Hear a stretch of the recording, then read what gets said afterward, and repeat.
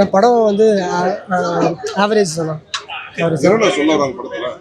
ஆக்சுவலாக ஒரு சாமானிய மக்களுக்கு நடக்கக்கூடாத விஷயங்கள் வந்து ஒரு அதிகாரம் மூலியமாகவோ அரசாங்கம் மூலியமாவோ நடக்கும்போது என்னென்ன பிரச்சனை வந்து ஃபேஸ் பண்ணுறாங்க, அது வந்து எப்படி வெளியே வர்றாங்க அப்படின்றதான் கதையே.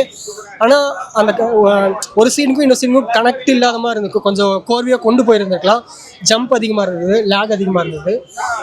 நான் இங்கே வந்தது டிடிஎஃபோட ஆக்டிங் எப்படி இருக்குன்னு பார்க்குறக்காக தான் நான் வந்தேன். அவரோட ஆக்டிங் பார்த்தீங்கன்னா ஒரு 100க்கு 50 கொடுக்கலாம். ஏன்னா இது ஃபஸ்ட்டு படம் தானே அவருக்கு. ஸோ அதனால ஆனால் இது ஃபஸ்ட்டு படம் நடிக்கிற மாதிரி தெரியல. அவர் ஒரு 2-3 படம் நடித்த மாதிரி தான் அவருக்கு வந்து ஒரு இது இருந்தது. அவரோட ஜாப் வந்து நல்லா தான் பண்ணியிருக்காரு.